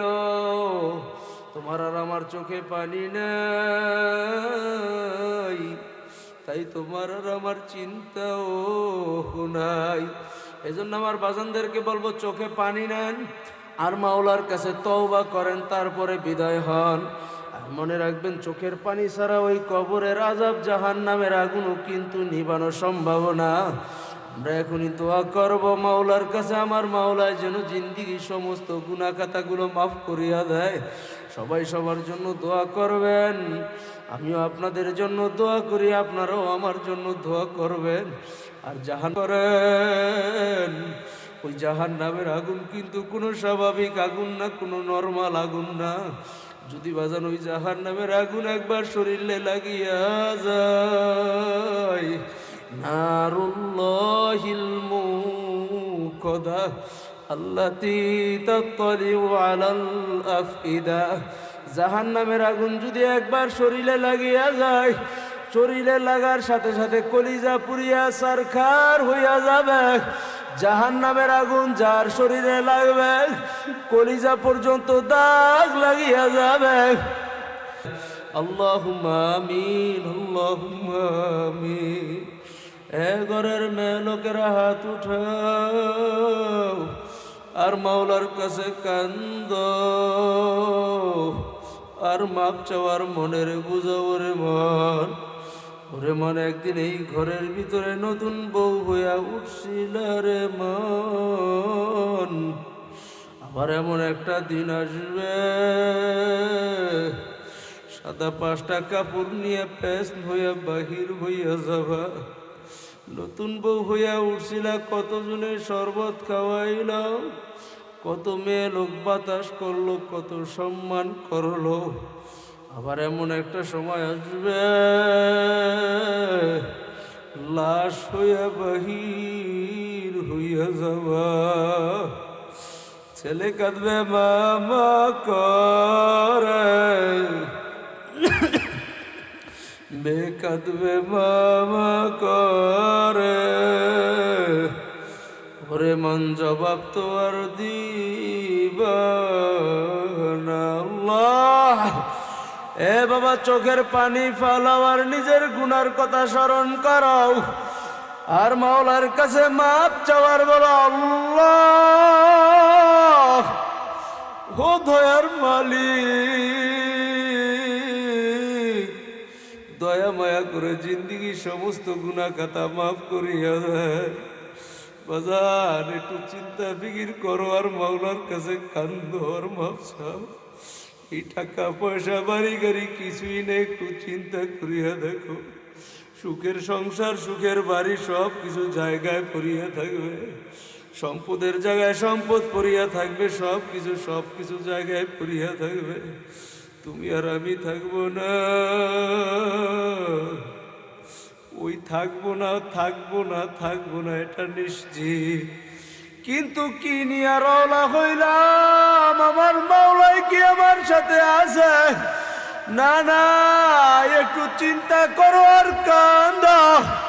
তোমার সুখের বাড়ি, সুখের সংসার, সুখের ঘর সব জায়গায় পড়িয়া থাকবে।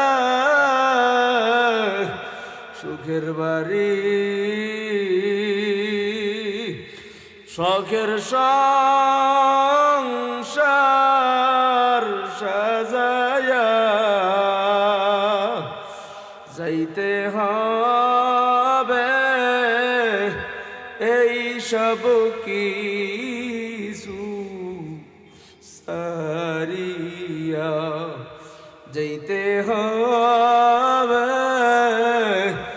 এই দুনিয়া সারিয়া। প্রাণ পাখি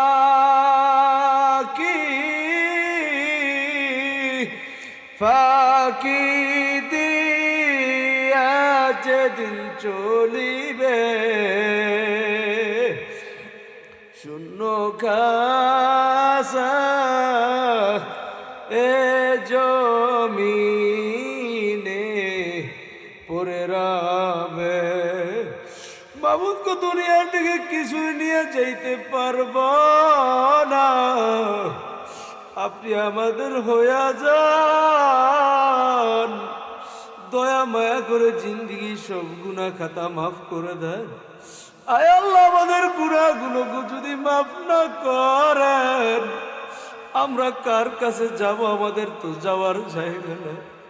দুনিয়ার ভিতরে ভিক্ষুক এক দরজায় ভিক্ষা না পাইলে অপর দরজায় ভিক্ষা পাওয়ার আশা রাখে। আমরা তো আপনার দরজার ভিক্ষুক, আমরা তো আপনার দরজার কুকুর। আপনি যদি তারা দেন, আমাদের যাওয়ার কোনো জায়গা না। মাবুদ গো, আপনি দয়া মায়া করে আমাদের কলবের ভিতরে আপনার মারেফাতের নূরের বাতি জ্বালায়া দেন। মাবুদ গো, আমাদের সবার ঈমানকে মজবুত করে দেন। এই মাহফিলকে আপনি হেদায়েতের জরিয়া বানিয়ে দেন। মাহফিলের জন্য যারা খাটনি শ্রম মেহনত করলো, আপনি সবাইকে কবুল আর মঞ্জুর করেন। আয় আল্লাহ, দূর থেকে যারা সহযোগিতা করলো সবাইকে কবুল করেন।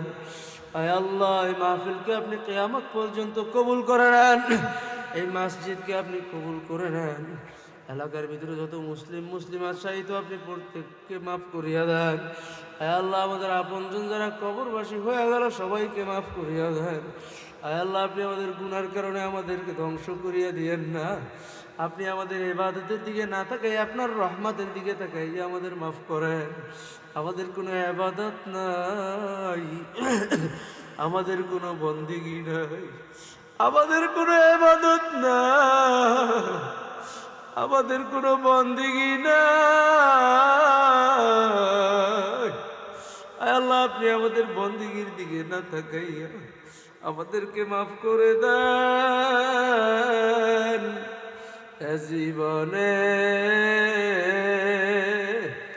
না করিলাম বন্দেগী, গুনাহ করে কাটাইলাম জিন্দেগি, গুনাহ করে কাটাইলাম জিন্দেগি। তওবা করছি আর তো গুনাহ করব না, মাফ করে দেন ও গো প্রভু। রব্বানা, সকলেরই দরজা হইতে আল্লাহ ফিরিয়া সকলেরই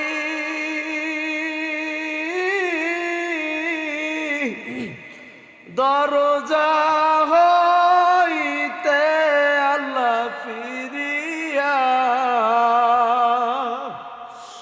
আপনার রোজায় রইলাম পড়িয়া। আপনি যদি মাফ না করেন বান্দারে, আপনি যদি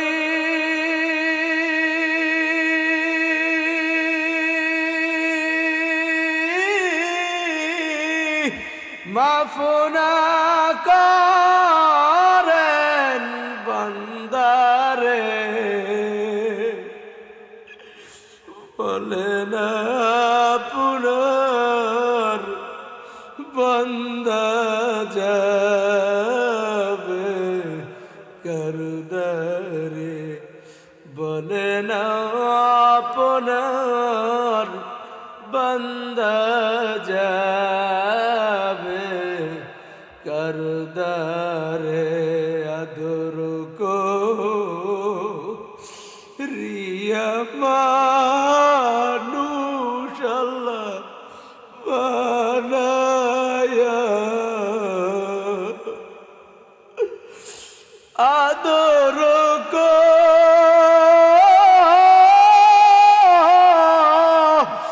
রিয়া মানুষ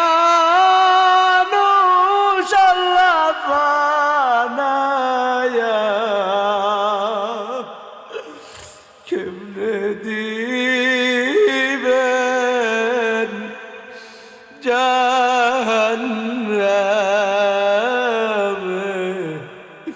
ফালাইয়া কেমনে দিবেন জাহান্নামে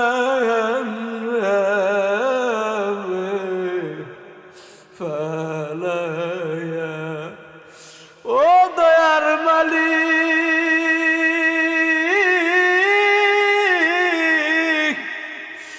আপনি যদি আমাদেরকে মাফ করিয়া আপনার ক্ষমতা কমিয়েছে, আমাদেরকে মাফ করার কোনো দরকার নেই। আপনি যদি আমাদেরকে মাফ করিয়া দিলে আপনার কোনো দিক থেকে কমিয়া যায়। আপনার গোলামগুলারে যদি মাফ করলে আপনার কোনো ক্ষতি হয়। আমাদেরকে মাফ করার দরকার নাই, কিন্তু মালিক আমাদের তো আর যাওয়ার জায়গা না। আপনি আমাদের শেষ ঠিকানা, আপনি আমাদের শেষ ভরসা। গুনাহ করিয়া বসি রে,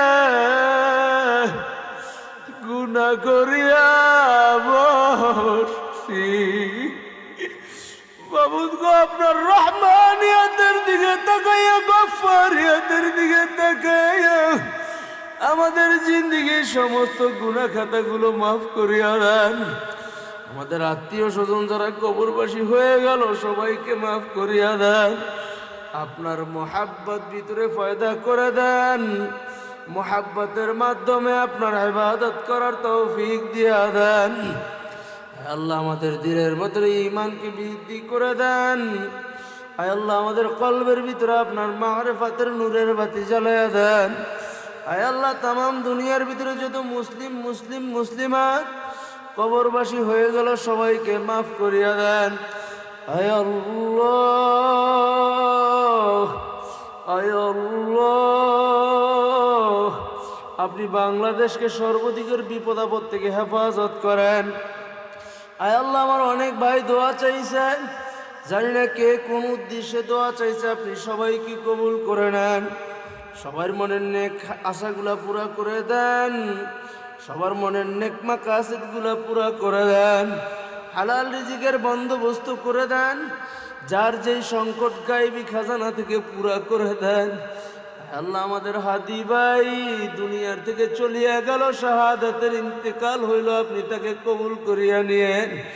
জান্নাতের ভিতরে আপনার বন্ধু বানাইয়া নিয়েন। আয় আল্লাহ, আপনি আমাদের সবার ভিতরে সাহাবা একরামদের মতো যুদ্ধ জেহাদ করার মতো মন মানসিকতা দিয়া দিয়েন। ঈমানকে মজবুত করে দেন। আয় আল্লাহ, হাজরানে মজলিস হাত উঠাইছে কার জানি মানা।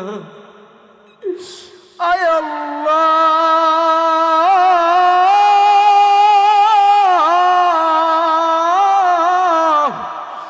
গভীর রাত্রে হাত উঠাইলাম, কে যেন বাড়িতে গিয়া মাকে আর মা বলে ডাকবে না। দুনিয়ার ভিতরে কেউ আপন না, সবাই যখন গভীর রাত্রে ঘুমে বিভোর, ওই জনম দুঃখিনী মা দরজা খুলিয়া দরজার পাশে বসিয়া থাকতাম। আখারে কার যেন মা নাই, কার যেন বটবৃক্ষ বাবা নাই, কে যেন বাড়িতে যাই আর বাবাকে বাবা বলিয়া ডাকবেন না। আখারে এমন কোন এতিম জানি এখানে হাত উঠায়া পালাইছে মাওলা, কোন মাহারা সন্তান জানি হাত উঠায়া পালাইছে। আয় আল্লাহ, প্রত্যেকের মা বাবার কবরকে আপনি জান্নাতের বাগিচা বানায়া দেন। আয় আল্লাহ, যাদের মা বাবা অসুস্থ তাদেরকে আপনি সুস্থতার সাথে দীর্ঘ নেক হায়াত দান করেন। আয় আল্লাহ, আমাদের মাওলানা রহমতুল্লাহ সাহেব, তার বাবা অনেক বড় আলেম। আল্লাহ, গতকালকে আপনার বান্দা দুনিয়ার থেকে চলিয়া গেল। মাওলানা আব্দুল মালিক রহমতুল্লাহ আলাইহি, তার কবরকে আপনি জান্নাতের বাগিচা বানাইয়া দেন।